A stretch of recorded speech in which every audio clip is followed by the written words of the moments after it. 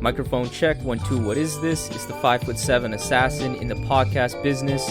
I am your host, Rohan Patra, the rap music plug at your service. Here we are again at the end of a rainbow. Whether it was back in 2005 when I was first starting to develop a distinct affection for the art form, or even now, a whole 17 years later, when I look at the artists that soundscape so much of my life, who I admire, who I lean on to process trauma, to escape my day-to-day, to instill some fun and confidence into my life, these artists rarely, if ever, look like me.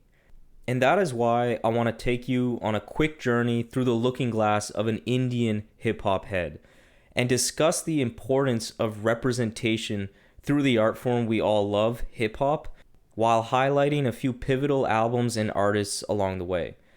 But before we get any further into the topic of representation, like everything on this podcast, I need to get personal for a moment so that I can fully drive home the main message of this episode.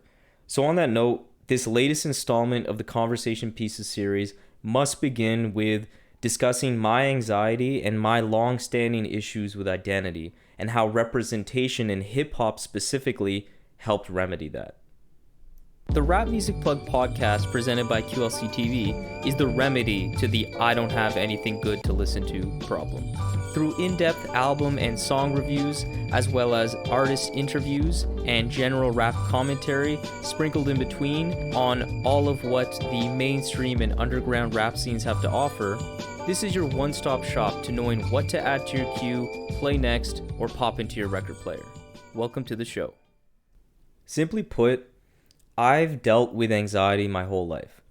I'm not sure even when it truly began, but I can remember as early as the age 6 or 7, well before I knew of my mom dying and then passing away from cancer, encountering numerous instances of social anxiety, particularly with women and general romance.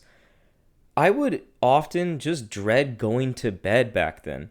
A rush of nerves would wash over me and keep me up at night, but that all changed the moment I decided to indulge in my first drug, that drug being my thoughts. Ever since I was young, I was heavy into daydreaming and fantasizing. I loved escaping reality and painting pictures in my own head of me being this super cool, attractive, brave man that all the women loved.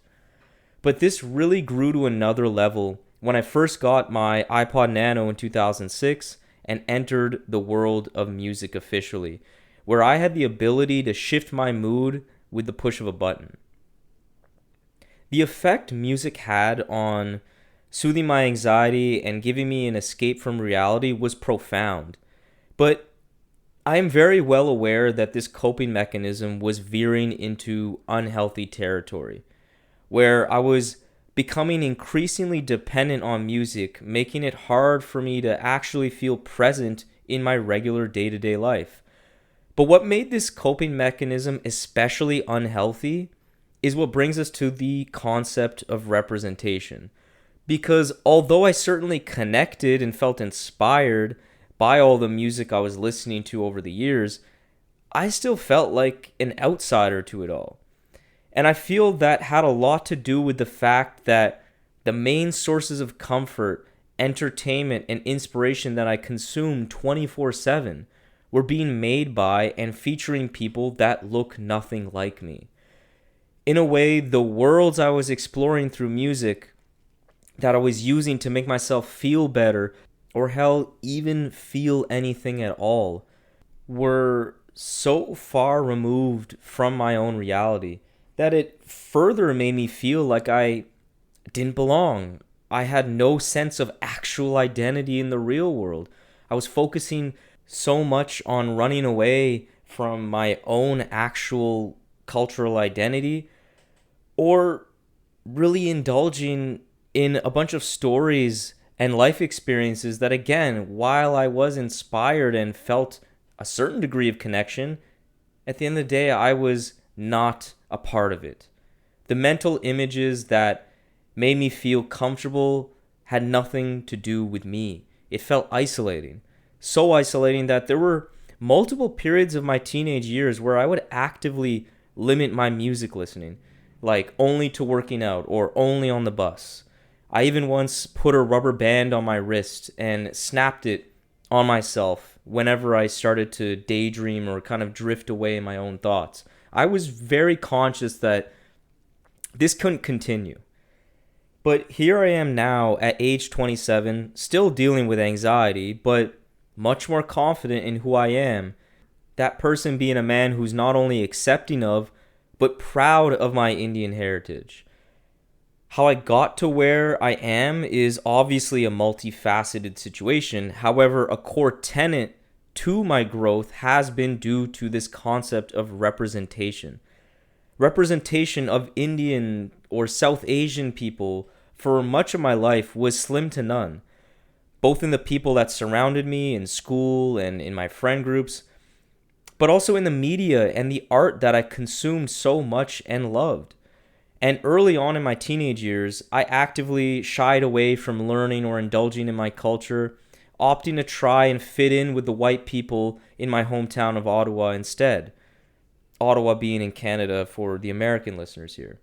However, 3 or so years ago, I got into a pivotal relationship which led to new, mainly brown friends, and the consumption of art that was made by people that actually looked like me. And as this is a hip-hop podcast, I'm not going to focus on my heavy indulgence into Bollywood cinema and TV, which was certainly very profound and helped me, feel that much more connected to my roots and really drilling it into my head just how beautiful South Asian women are. I just have to put it out there. But I want to focus now on the hip-hop music that's centered around my culture, which, as corny as it sounds, made me feel seen. On a fundamental level, the music I grew up loving that simultaneously was making me feel a bit alienated finally stopped making me feel that way. It took seeing and hearing people in hip-hop that look like me move me emotionally to feel confident, attractive, capable, cool, while also being proud of their South Asian culture, for me to start truly internalizing some of these feelings into my actual self. So even when the music stopped, I began to slowly but surely feel like I could actually connect to something. And that something naturally was my own culture, lo and behold. And that there was a path forward to me that involved me being a cool dude that doesn't have to hide my heritage or fit in with the white kids. My dependence on art and mainly music was still there, acting as a coping mechanism, but I genuinely think that seeing my people presented in an attractive and cool light, basically the opposite of the sexless nerd that you'd see on that fucking trash Big Bang Theory, really sparked something inside of me to find some pride in that part of my identity that was all but completely absent in me for the first 21 to 22 years of my life. And one of the catalyzing albums that I want to focus on was Das Racist's Heems mixtape titled Nehru Jackets. This album was gritty, raw hip-hop with extremely great integrations of Indian samples laced by Mike Finito. It's a beautiful production job. And there's even some Punjabi rapping as well. The cool, nonchalant, fun-loving confidence of Heems on this mixtape was so damn impactful to me. Seeing a Punjabi rapper make the kind of music that I didn't just tolerate or experience from afar, but actually fully resonated with was amazing. It made me feel like I actually belong in this culture of hip-hop that I obviously love and adore and respect so much. Heems was like me in many ways. He lived like a Westerner in New York City. He drank, among other things, but also wasn't some fucking tech support geek who actually could talk to women. And most importantly, wasn't trying to fit in with the white people and was unabashedly proud of his native culture at the same time. Big Baby Gandhi, who I previously interviewed on the show and who was also on this Nehru Jackets tape, who was, again, part of that general Das racist wave, is another shining example of a dude that really had a strong effect on me, since he was funny, confident, but also so comfortable in his South Asian Bengali heritage. Music like this shows me there is an archetype that exists for a South Asian person in North America who has love for their native culture, but also fucks with hip hop and embodies the cool, creative spirit that I've fed off of from hip hop so much over the years. Obviously, back then I knew people like this existed in society, but I truly didn't have much firsthand experience with brown folks like this. So it truly meant something to me to experience this connection through the music, which was one of the earliest and most common ways I could experience this culture. Focusing on the sounds of Indian culture now being represented in hip hop, simply put, it's a beautiful thing to see these sounds transformed into the greatest art to ever exist, banging fucking hip hop. And it just does so much to my spirit. You have no idea. No longer is traditional Indian instrumentation reserved for musical styles found in movies that I just don't really resonate with. It's now part of what I find to be the coolest thing ever fucking made. And in a way, I am now part of this cool thing known as hip hop. Even though as a brown guy in a black art form, I'm still a guest in hip hop, but now I feel more welcome to bring some metaphorical, delicious Indian food to the dinner table and add to the richness of this music. No album did such a thing better than Madlib's Beat Conducta in India.